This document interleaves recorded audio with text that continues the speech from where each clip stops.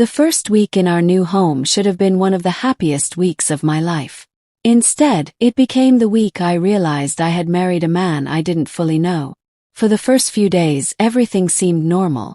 Ethan carried boxes upstairs while I unpacked dishes in the kitchen. We laughed about how many coffee mugs we somehow owned and argued playfully over where the couch should go. For a brief moment, I convinced myself that maybe I had overreacted at the closing office. Maybe his parents had simply crossed a boundary without realizing it. I wanted to believe that. I desperately wanted to believe that. Then, on the 8th morning, I woke to the sound of unfamiliar voices downstairs. At first, I thought the television had been left on. But as I walked toward the staircase, I heard Susan laughing. My stomach tightened. I hurried downstairs and stopped in the middle of the living room. Susan and Daniel were standing in my kitchen. Not visiting. Not waiting to be invited. They were calmly drinking coffee from the mugs I had unpacked the night before. Susan looked at me and smiled as if nothing about the situation was unusual. "Oh, good morning, sweetheart." I stared at Ethan. "When did they get here?" He barely looked up from his phone. "About half an hour ago." "How did they get inside?" He reached into his pocket and placed a key on the counter. "I gave them one." For several seconds I couldn't speak. "You gave them a key?" "They're my parents, Claire. They don't need permission to visit." I looked at Susan. She casually opened my refrigerator, took out a carton of milk, and poured herself another cup of coffee. No one asked. No one apologized. It was as if I had become a guest in my own home. I forced myself to stay calm. "Ethan," I said quietly, "can we talk privately?" He sighed as if I were creating unnecessary drama. We stepped into the hallway. "What is this?" he asked. "It's just a spare key. You gave away a key to our house without asking me. They're family. So am I." He rubbed his forehead. "Claire, why are you making such a big issue out of everything my parents do?" I looked directly into his eyes. "Because every decision somehow gets made without me." He didn't answer. Instead, he walked back into the kitchen, leaving me standing there alone. That afternoon, I quietly called a locksmith. I didn't tell Ethan. I simply asked how much it would cost to rekey every lock in the house. The estimate wasn't cheap, but neither was peace of mind. Before I could schedule the appointment, my phone rang. It was my neighbor, a cheerful woman named Linda whom I had met while moving in. "Claire," she said hesitantly, "I hope you don't mind me asking. Were your in-laws moving in?" My heart skipped. "What? I've seen their SUV here every day. They've been carrying boxes inside since yesterday." "Boxes." I thanked her, hung up immediately, and drove home as fast as I could. The moment I pulled into the driveway, froze. Daniel's truck was parked beside my car. The garage door was open. Inside were 6 large plastic storage bins. Every one of them was labeled with Susan's handwriting. Kitchen, bedroom, office. I walked into the house. Susan was standing in the hallway holding framed family photographs. "Not my family." She smiled brightly. "I was just thinking these would look wonderful above the fireplace." I slowly set my purse down. "What exactly is happening?" She looked genuinely surprised by the question. "Ethan didn't tell you." A cold feeling spread through my chest. "Tell me what?" She laughed softly. "Oh, sweetheart. We're only staying for a little while. Just until we decide what to do with our house." My eyes found Ethan. He had just walked downstairs carrying another storage box. He stopped the moment he saw my face. I was going to explain. "No," I said quietly. "You were hoping I wouldn't ask." The room fell silent. For the first time since our wedding, I realized this wasn't about poor communication. It was about deception. Somehow, I had the terrible feeling that this was only the beginning. I stood there in complete silence, watching Susan carefully place another framed photograph on the mantel as if she had lived in this house for years. No one asked my permission.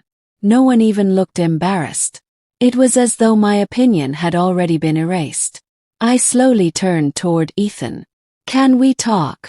He hesitated before following me into the dining room. The moment the door closed, I folded my arms. You promised me this house would be our fresh start. It is, he replied. Then why are your parents moving in?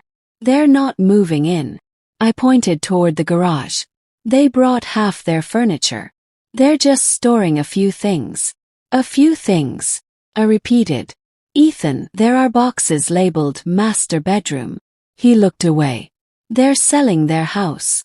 And they need somewhere to stay for a while. I stared at him in disbelief. You made that decision without asking me. I knew you'd overreact. That sentence hurt more than I expected. Not because it was rude, but because it confirmed something I had been afraid to admit. He didn't see me as his partner anymore. He saw me as an obstacle. I took a slow breath. How long? I don't know. A few weeks. Maybe a couple of months. Inside the home I had spent 7 years saving for. The home where I had imagined building a family. The home I hadn't even finished unpacking. I looked him straight in the eyes. You've chosen your parents over your wife. His expression hardened. I'm choosing my family. I nodded slowly. So am I. Then I walked out of the room. That evening, I unpacked the last of my office supplies upstairs. As I carried a box down the hallway, I noticed the guest bedroom door was open. Susan was measuring the walls with a tape measure. She smiled when she saw me. I'm thinking new curtains would brighten this room. And blinked. You're redecorating. Oh, only a little. I've always loved making a house feel like home. I looked around. She had already unpacked clothes into the closet. Shoes lined the floor. Toiletries sat neatly in the bathroom.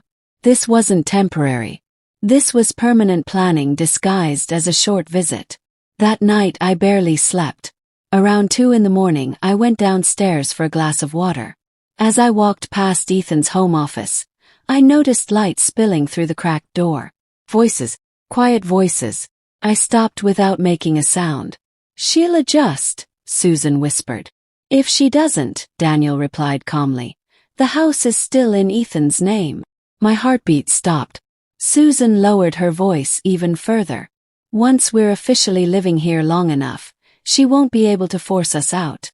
I felt every muscle in my body tighten. Officially living here. What did that mean? Ethan finally spoke. I don't want things getting ugly. Susan laughed softly. They won't.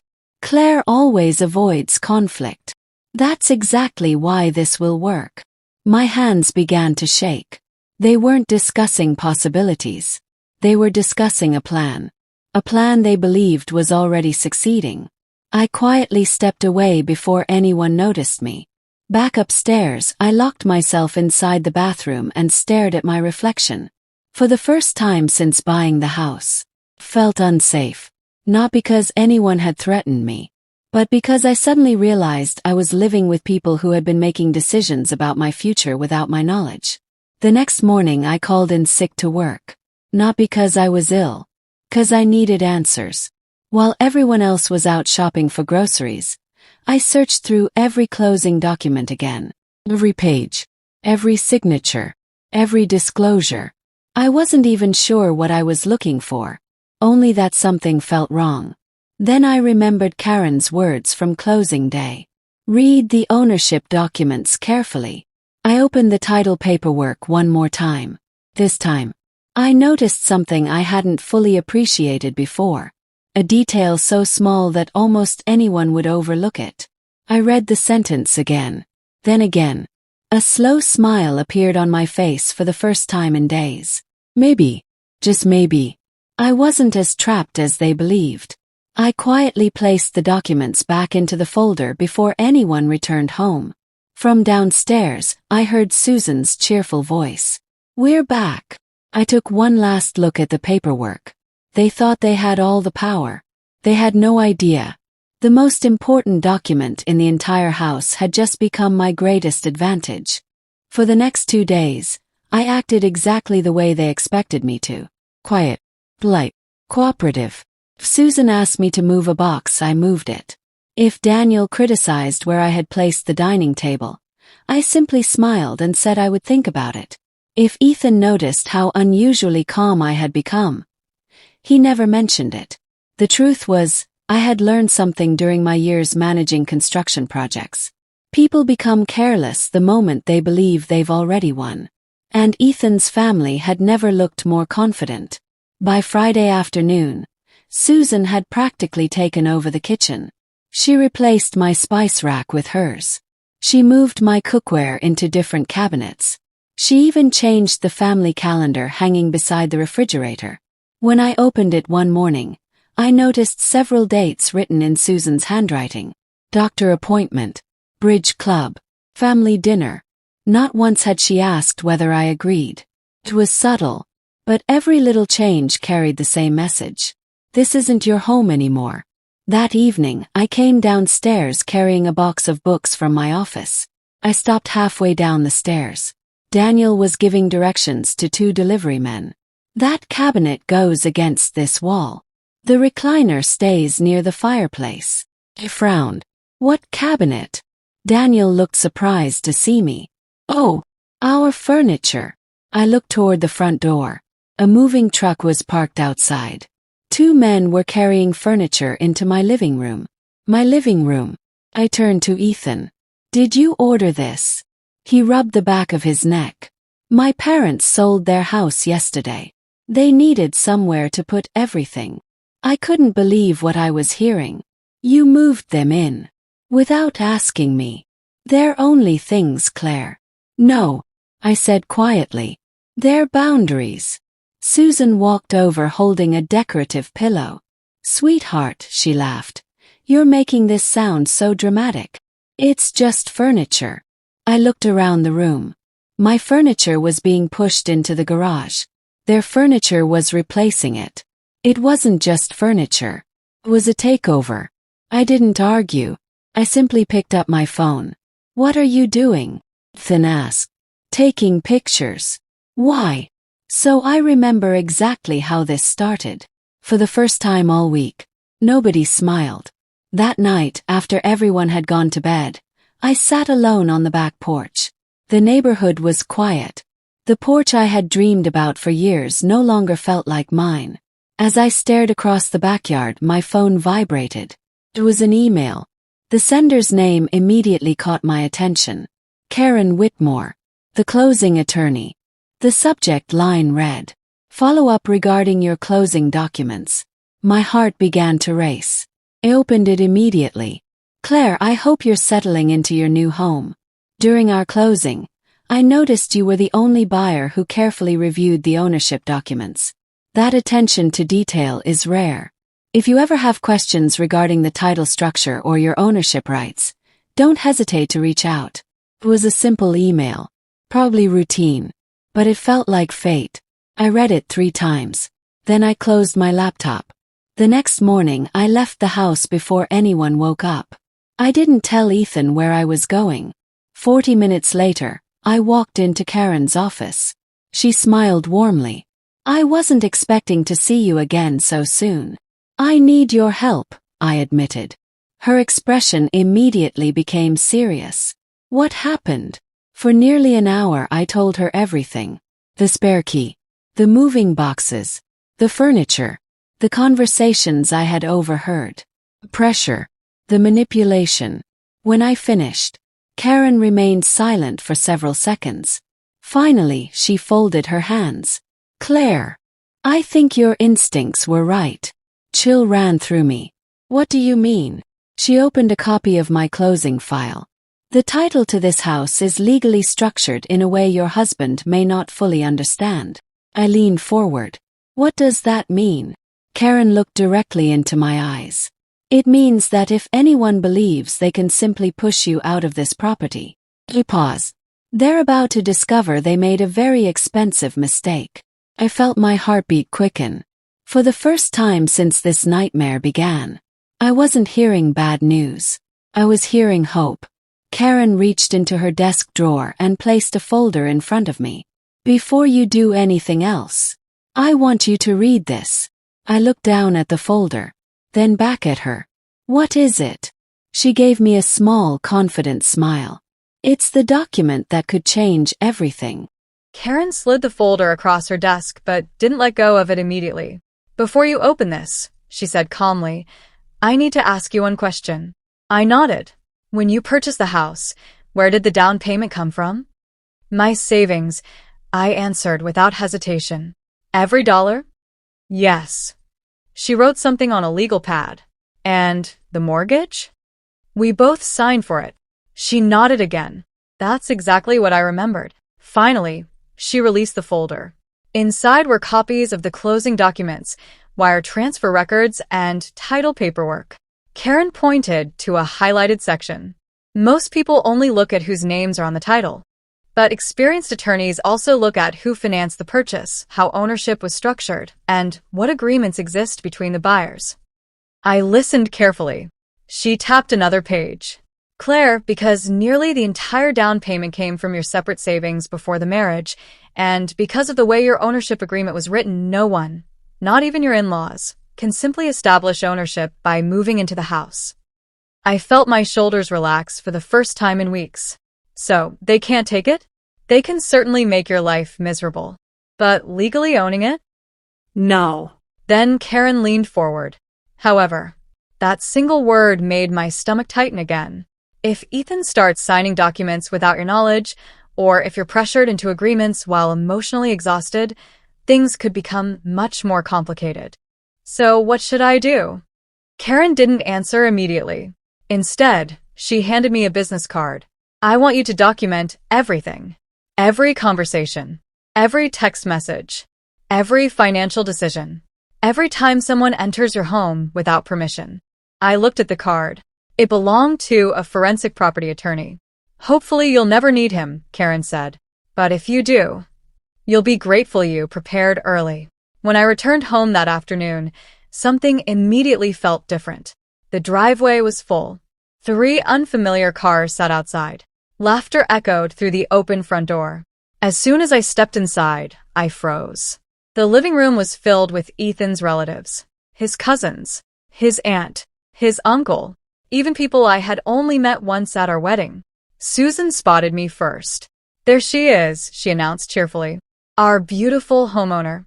Everyone turned to look at me. I forced a polite smile. What's going on? Oh, Susan laughed. Just a little family gathering. Family gathering? Nobody had mentioned a gathering. Nobody had invited me. As I walked farther into the house, I noticed something strange. Several relatives were discussing bedrooms. One cousin joked about using the upstairs office whenever he visited. Another commented that the guest room was surprisingly spacious. Then I heard Daniel say something that made my blood run cold. This house is finally big enough for everyone. Everyone. Not Ethan and Claire. Everyone. I quietly walked into the kitchen. Ethan followed a few seconds later. You could have told me people were coming. It was last minute. 30 people is last minute. They're just celebrating. Again. Those words. They're just. I interrupted him. No. They're testing boundaries. He sighed. Claire, my parents are happy. Can't you just let them enjoy this? I stared at him. Enjoy what? My house. For a brief second, neither of us spoke. Then Susan walked into the kitchen carrying a tray of desserts. She smiled sweetly. You two aren't arguing, are you? Before either of us could answer, she added, I was telling everyone how wonderful it'll be once we're all settled. All settled. She wasn't even pretending anymore. Later that evening, after everyone had left, I walked through the quiet house. Something felt wrong. Not emotionally. Physically. A picture frame had been moved.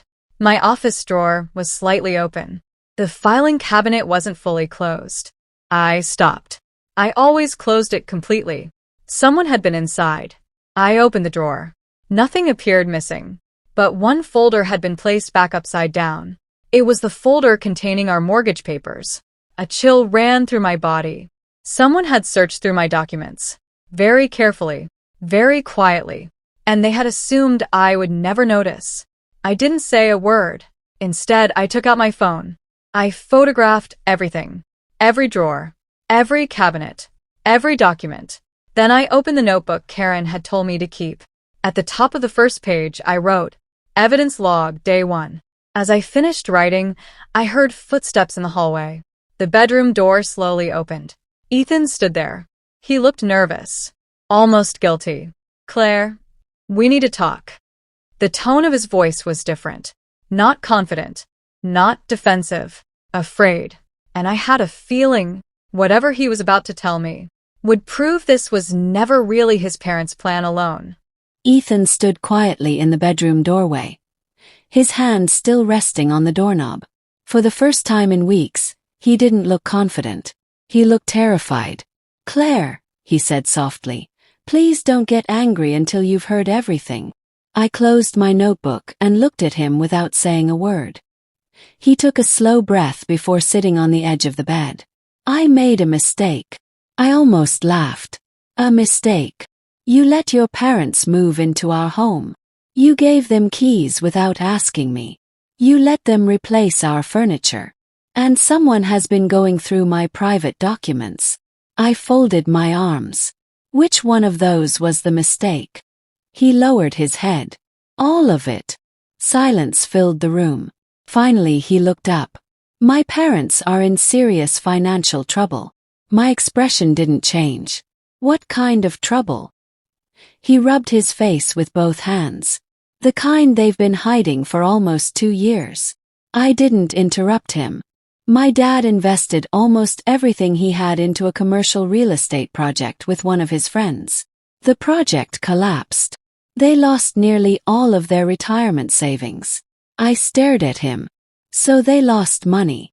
He nodded. That wasn't the end of it. They borrowed against their house.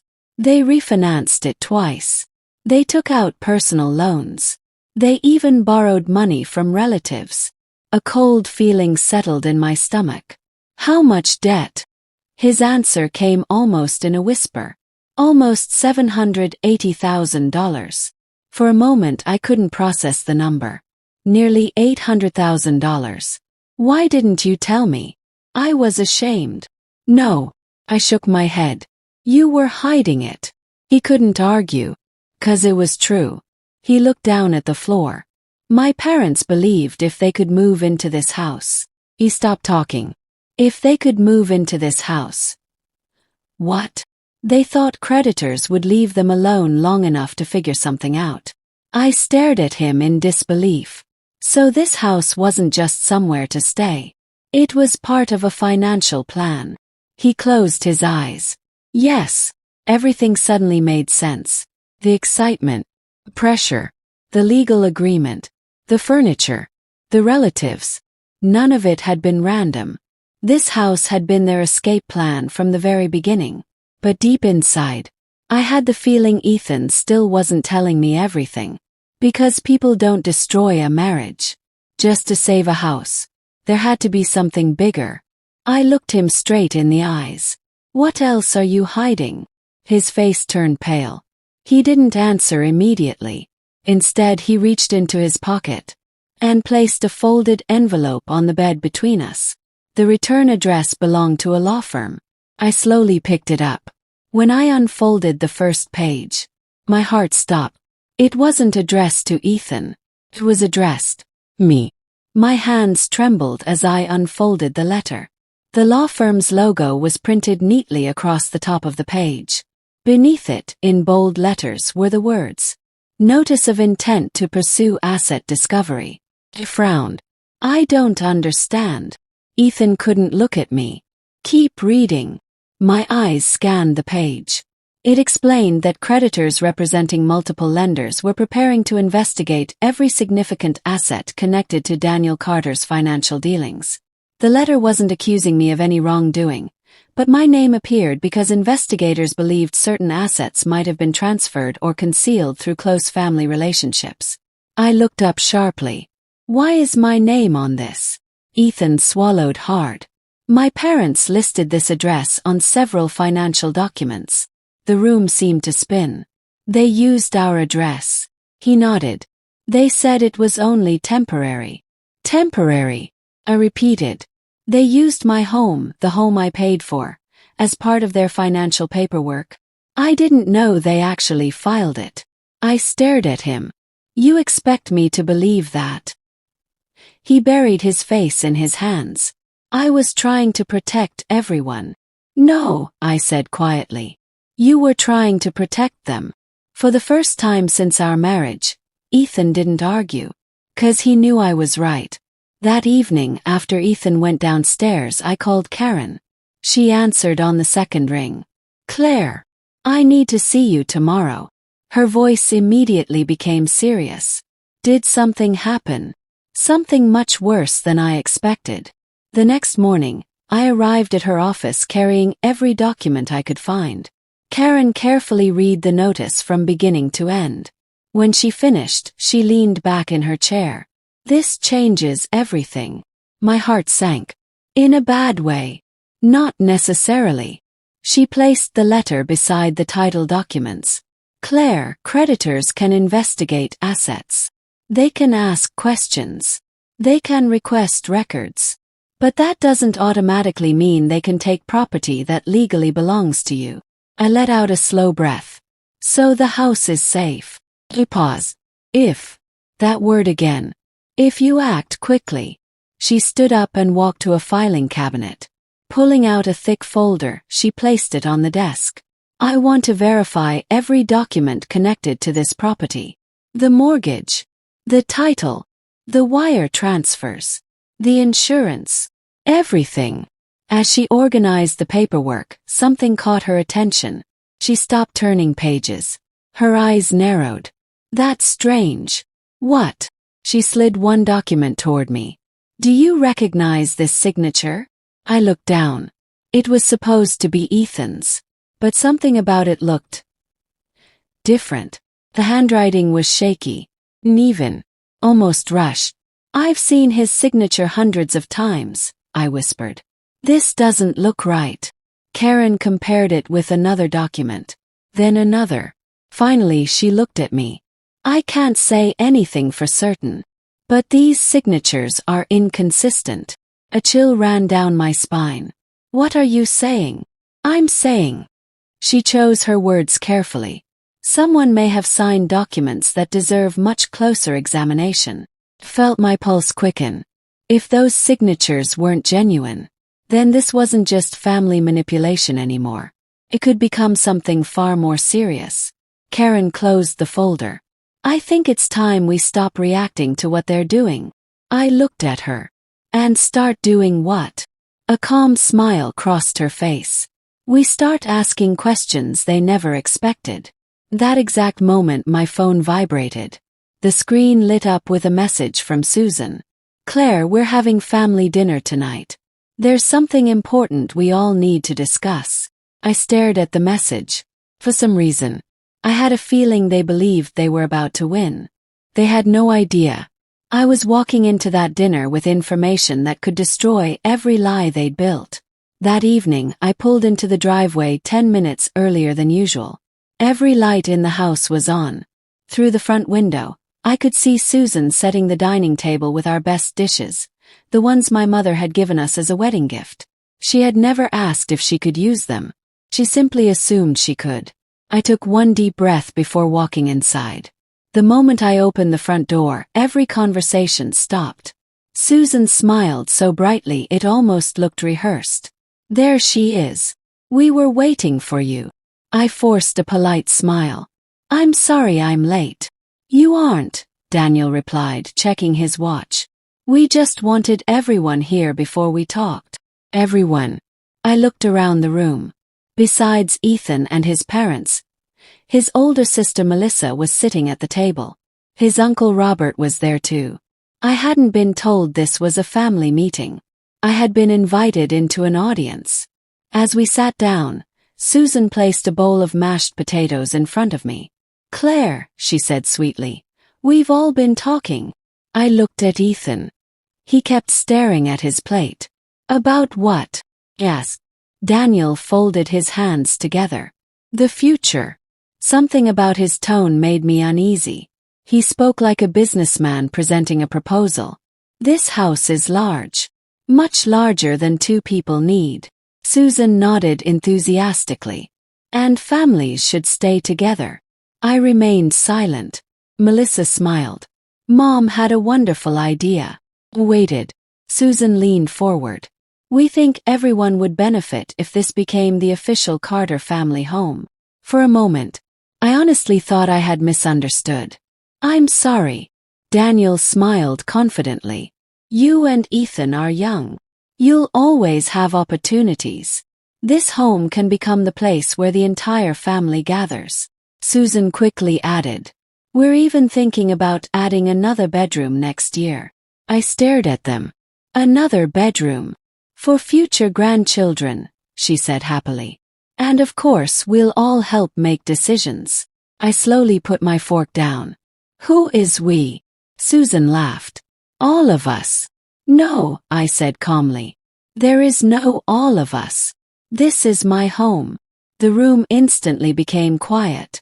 Daniel's expression hardened. Legally, it's Ethan's home too. He nodded. Yes. My husband's. Not yours. Not Melissa's. Not Uncle Robert's. No one spoke. Susan broke the silence first. I think you're being selfish. I looked directly at her. I think you're confusing kindness with permission. Her smile disappeared. For the first time, there was no pretending anymore. Dinner ended awkwardly. Everyone left earlier than expected. As Melissa hugged Susan goodbye, I overheard her whisper, "She'll come around." Susan answered quietly, "She won't have a choice." Those words stayed with me all night. The next morning I woke before sunrise. Something told me to check the mailbox before leaving for work. Inside was a thick envelope from the county records office. I frowned. We weren't expecting anything. Back inside, I opened it on the kitchen counter. Most of the documents were routine property records. Then one page caught my attention. Property improvement inquiry. Someone had requested preliminary information about adding an extension to the house. Estimated construction value. Approximately $185,000. Applicant name. Daniel Carter. I read the page again. Then a third time. Daniel had submitted paperwork involving my house. Without telling me. Without asking me. My hands tightened around the papers. This wasn't confidence anymore. This was entitlement. I immediately drove to the county office before work. The clerk searched the property file. After several minutes, she looked confused. That's odd. What is? The inquiry was started online. But it was never completed. Can you tell who submitted it? She hesitated. I probably shouldn't. Then she looked at my identification. As one of the property owners, I can confirm the request came from someone using your home address and your husband's online property account. My stomach dropped. Ethan. Or someone using Ethan's access. By the way, someone was already making plans for renovations. As if the house no longer belonged to just the two of us. As I walked back to my car, my phone rang. It was Karen. Claire, she said. I just received something from the title insurance company. Is everything okay? There was a brief silence. I don't want to discuss it over the phone. My heart started pounding. Can you come to my office? When? As soon as possible. Her voice was calm. But I had learned something about calm people. The calmer Karen sounded, the more serious the situation usually was. I turned my car around immediately. By the time I arrived, she already had several files spread across her desk. She didn't smile. She didn't make small talk. Instead, she slid a single document toward me. At the top, stamped in red, were the words, "Request for ownership authorization. Rejected." I looked at her in confusion. What is this? Karen folded her hands. Claire. Someone attempted to change part of the ownership administration connected to your property. I felt the air leave my lungs. Who? She looked me straight in the eyes. We're about to find out. Karen slowly rotated the document so it faced me. At the bottom of the page was a digital transaction log from the county property records office. Every online request left a record. The exact date. The exact time. Even the IP address used to submit it. Karen pointed to a single line highlighted in yellow. Whoever filed this request attempted to update the property's administrative contact. I frowned. What does that mean? It doesn't change ownership, she explained. But it changes who receives certain legal notices, tax correspondence, and property notifications. My heartbeat quickened. So if it had gone through, you might never receive important notices about your own home. Chill ran through me. Was it approved? Karen smiled for the first time that day. No. Why not? Because the request required verification from both legal owners. I let out a slow breath. So it failed. It failed, she said, because someone underestimated you. She handed me another sheet. The title company automatically flagged the request because your email responded first. I stared at her. My email. You remember checking the notification settings during closing? Suddenly I did. Karen had asked whether I wanted paper mail only or paper mail plus digital alerts. Ethan had shrugged and said, whatever she wants. I had selected both without giving it another thought. One tiny decision. One checkbox. It had just protected my home. Karen leaned back in her chair. Sometimes people think the biggest legal battles are won in court. They're not. They're won months earlier by paying attention to details. I couldn't help but think back to closing day. If I had rushed through those documents, if I hadn't asked questions, if I had simply trusted everyone around me, I wouldn't even know someone had tried to interfere with my property records. Karen slid one final document toward me. I also made a few phone calls this morning. I looked down. The heading read, Outstanding Liens. Daniel and Susan Carter. There were pages of entries. Personal loans. Tax obligations. Business judgments. Home equity debt. Felt sick. How bad is it? Karen answered quietly. Worse than Ethan admitted. She tapped the last page. If creditors discover your in-laws are trying to establish this house as their primary residence while moving assets around, pause. It could trigger investigations that none of them are prepared for. For the first time I realized something important. They weren't just desperate. They were panicking. And desperate people make dangerous mistakes. That evening I returned home just before sunset. The house was unusually quiet. No television. No music. No laughter. As I stepped inside, Ethan walked into the hallway. We need to talk. His voice sounded exhausted. He nodded. We do. We sat across from each other at the kitchen table. Neither of us spoke for almost a full minute. Finally, Ethan broke the silence. My parents don't know I told you about their debt. I'm not surprised. He looked down. They're under a lot of pressure. So am I. I know. No, Ethan. You don't. I looked around the kitchen. My dishes have been replaced. My office has been searched. People are making plans for my house without asking me. I've spent weeks feeling like a guest in the home I paid for. He closed his eyes. I'm sorry. It was the first genuine apology I had heard. But apologies don't erase betrayal. I reached into my bag and placed a folder on the table. He looked at it nervously. What's that? Copies. Copies of what? Everything. The title. The mortgage. The county records. The attempted authorization change. His face lost all color. You know. I know enough. He whispered one sentence that confirmed my worst fear. My dad tried to handle it himself. I stared at him. So it was Daniel. He nodded slowly. He thought if he controlled the paperwork, he could protect the family. I couldn't believe what I was hearing. He tried to interfere with legal property records. He didn't think it was illegal. I almost laughed. That doesn't make it legal. That exact moment, the front door opened.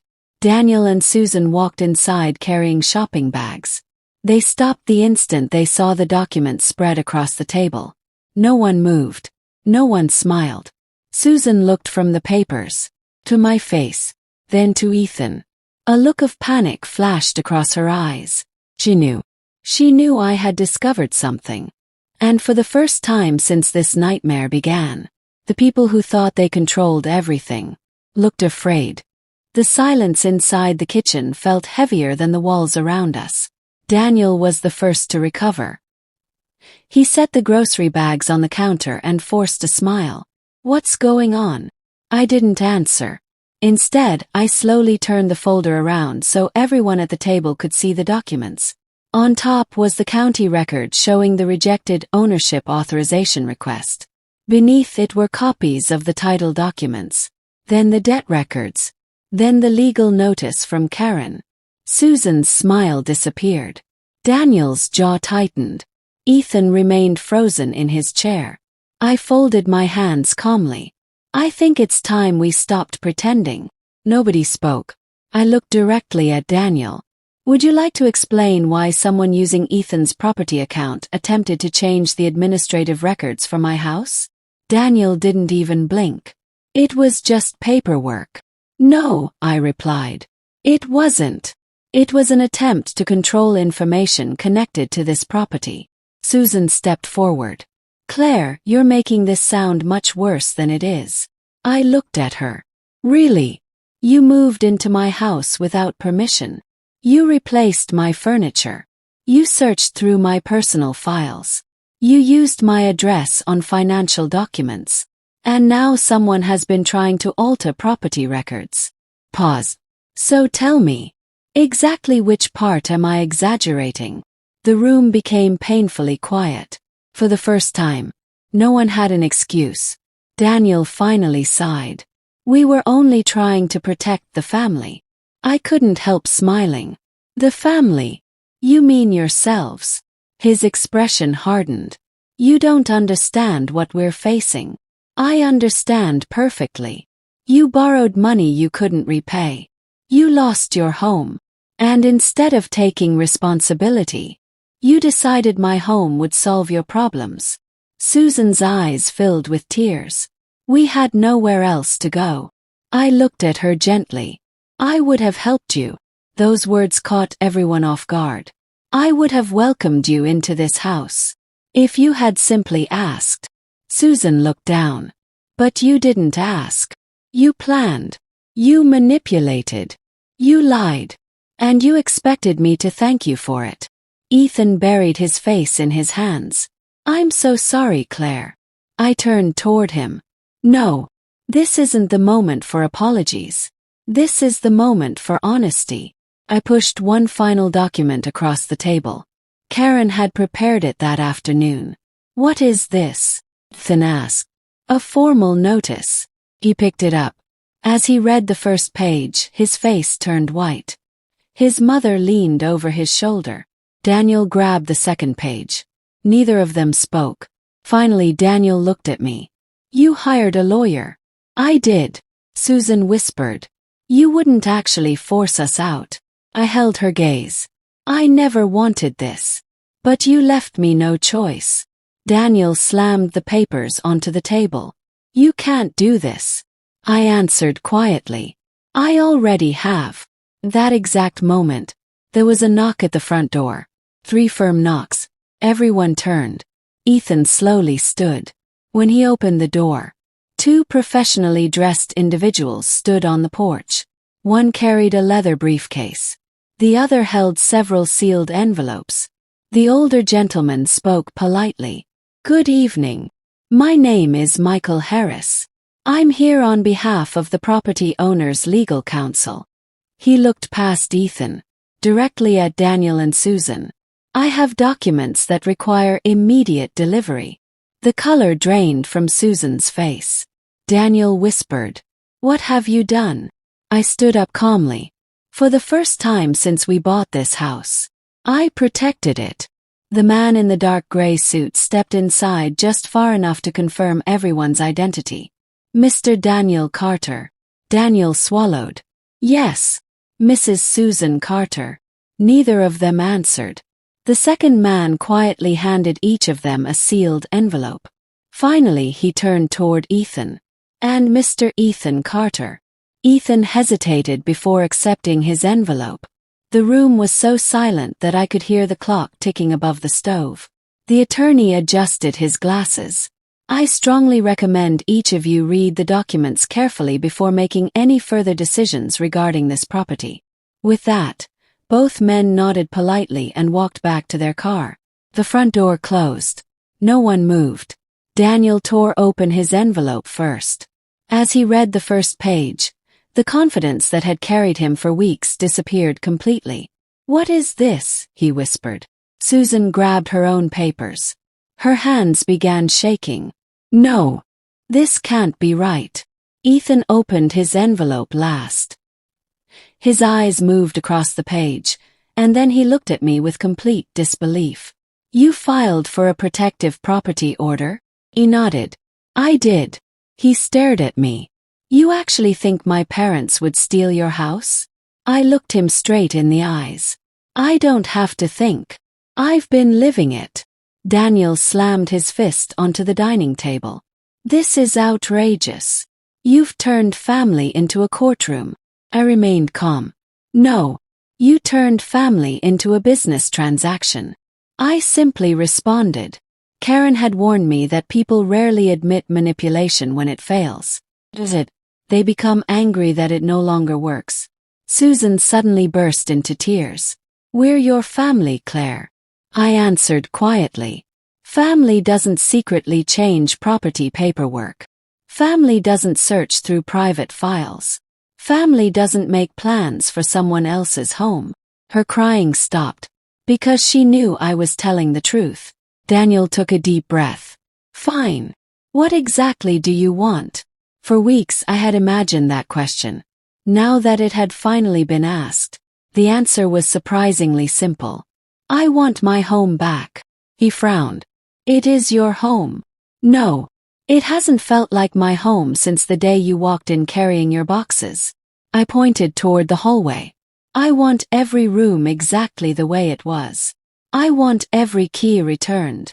I want every personal belonging removed. And after today, no one enters this property again without my permission." Susan looked toward Ethan. "You're really going to let her do this?" Everyone waited for his answer.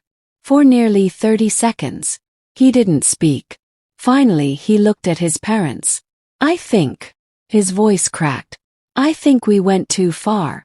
Daniel stared at him in disbelief. "What did you say?" "I said we went too far." Susan shook her head. "Ethan, we did all of this for you." He slowly stood from his chair. "No, you did it because you were scared. And I was too weak to stop you." His father took one step forward. "So you're choosing her?" Ethan closed his eyes. "I'm choosing what's right." Those words hit Daniel harder than any legal document ever could. He looked at his son as though he no longer recognized him. Without another word, he picked up his coat.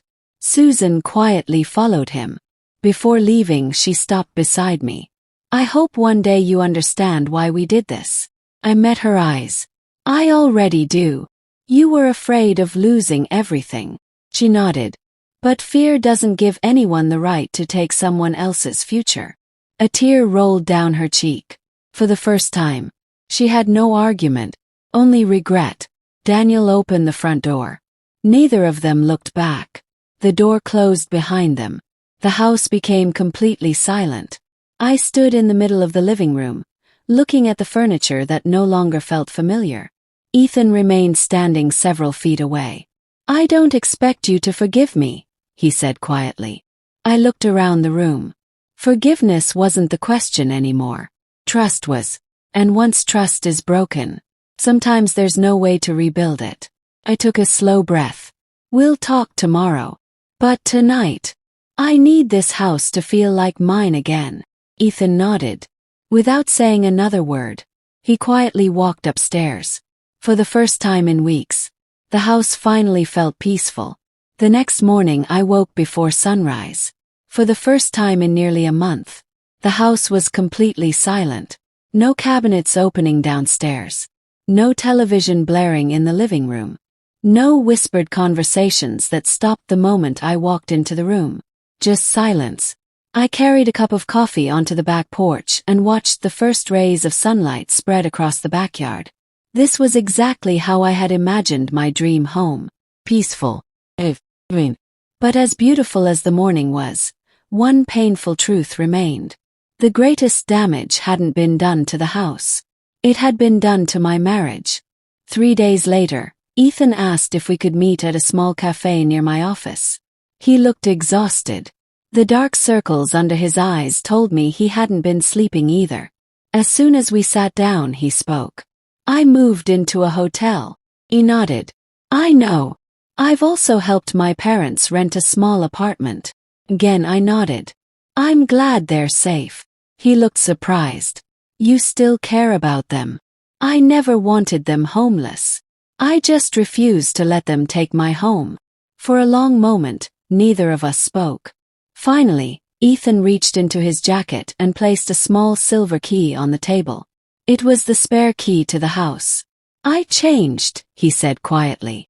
I stopped being your husband and became my parents' son.